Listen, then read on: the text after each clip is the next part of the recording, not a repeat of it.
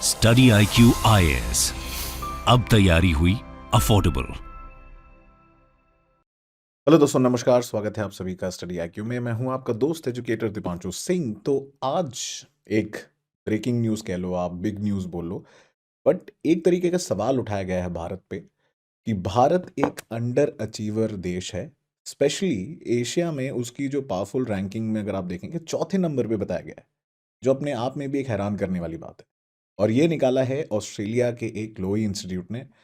तो इसके बारे में हम चर्चा करेंगे कि ऐसा क्या फैक्टर्स है जिस वजह से उन्होंने इतना लो रैंक किया है इंडिया को। मतलब वैसे आप देखोगे तो लो ही रैंकिंग है एशिया में, बिकॉज एशिया में दो सबसे बड़े सुपर पावर माने जाते हैं, चाइना और भारत। तो उसमें चौथे नंबर पे आने का कारण क्या है? तो ये लोई इंस्टीट्यूट एक ऑस्ट्रेलियन इंस्टीट्यूट है, जिन्होंने बोला है कि भारत जो है रीसेंट रैंकिंग्स में चौथे नंबर पे आ गया, और इंडिया को उन्होंने अंडर अचीवर का टैग दिया है कि इंडिया अपने आप में एक अंडर अचीवर है।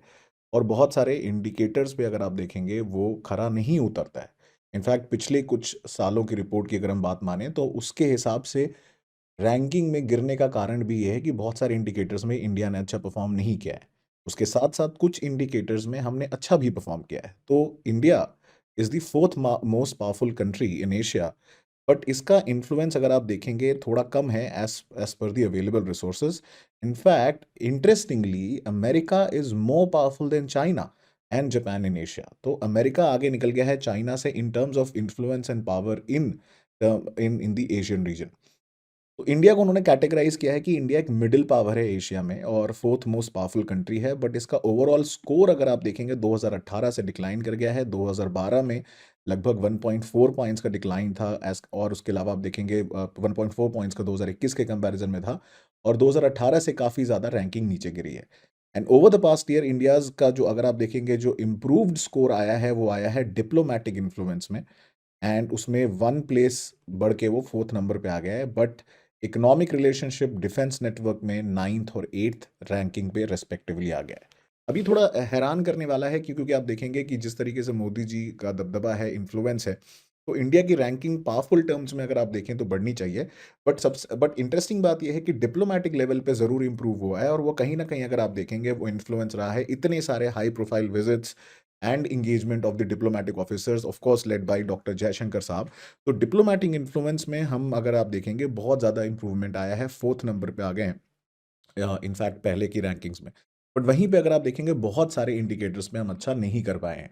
और जैसा मैंने बताया, बड़ा शॉकिंग है कि अमेरिका हैज़ ओवरटेकन चाइना। तो and America has manage to stay ahead of China in terms of influence, और ऐसा माना जा रहा है कि चाइना शायद यूएस को ओवरटेक भी नहीं कर पाएगा आने वाले कुछ समय में इन टर्म्स ऑफ इन्फ्लुएंस। तो बिगेस्ट सरप्राइज माना जा रहा है ये, because the over the 5 editions of the index अगर आप देखें कि चाइना ये जो गैप है उसको क्लोज करने में अनेबल रहा है।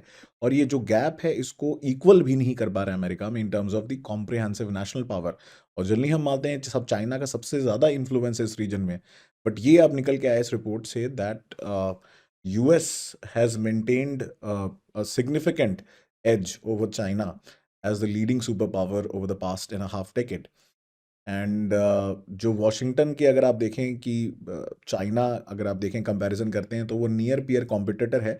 और ये शायद कंटिन्यू हो सकता है आने वाले कुछ सालों में और कुछ दशकों में। और ऐसा भी माना जाता है कि अगर चाइना निकल भी जाता है यूएस के आगे, बट वो पॉसिबिलिटी बहुत कम दिख रही है एज पर दी ऑफिशियल रिपोर्ट।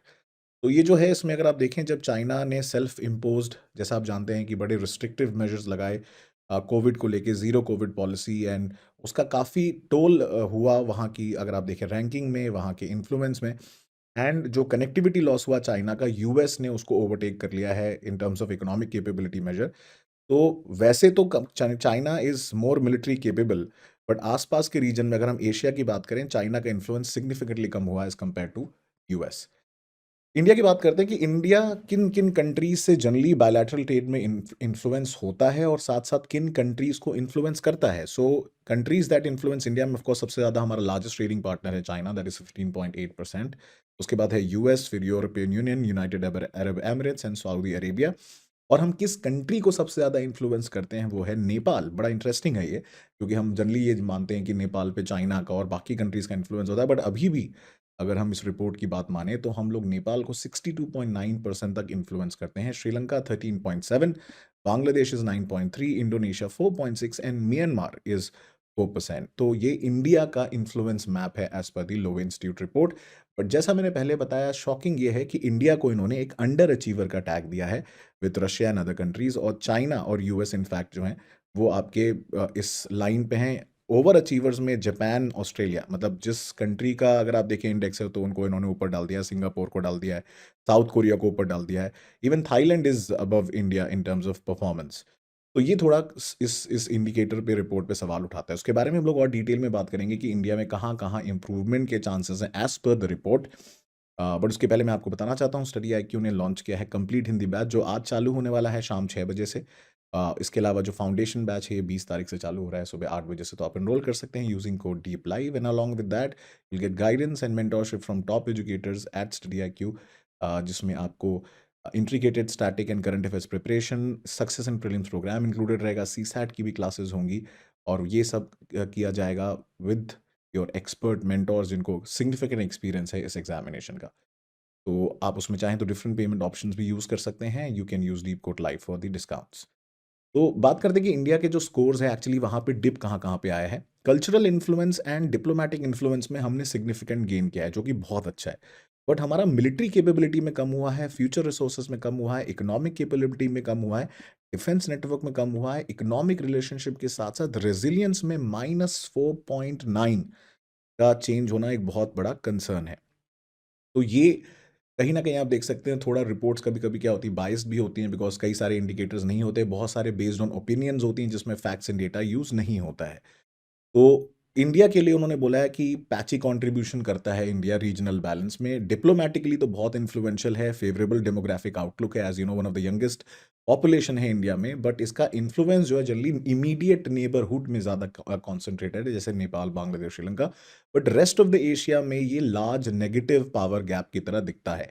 तो बाकी कंट्रीज पे इंडिया का इतना ज़्यादा इन्फ्लुएंस नहीं है। तो इसको लेके उन्होंने सजेशन दिया कि इंडिया इसके बारे में कुछ काम कर सकता है।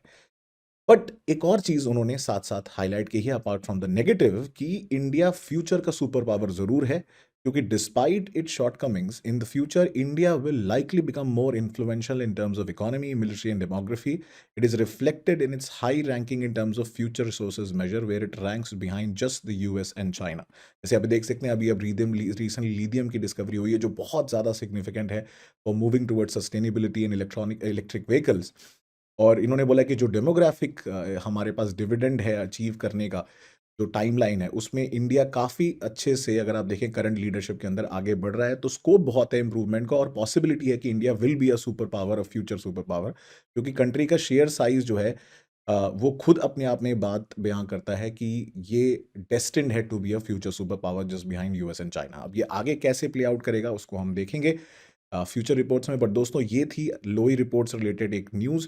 आई होप आपको ये वीडियो अच्छा लगा। जस्ट लेट मी नो कि ये वर्ल्ड इकोनॉमिक फोरम का एक प्रैक्टिस क्वेश्चन है, या ये वर्ल्ड इकोनॉमिक आउटलुक का जो एक क्वेश्चन है, कौन रिलीज करता है। तो ये 4 ऑप्शंस आपके सामने, नीचे कमेंट सेक्शन में मुझे जरूर बताइएगा। साथ साथ आप मेरे साथ जुड़ सकते हैं मेरे various social media handles, Twitter and Instagram, और डायरेक्टली आप इसको स्कैन कर सकते हैं to get to my Telegram channel. So दोस्तों, टिल नेक्स्ट टाइम, अपना ध्यान रखिए, और स्टडी IQ के फाउंडेशन एंड SIP बैचेस में आप ज्वाइन कर सकते हैं using code deep live. Till next time, Jai Hind.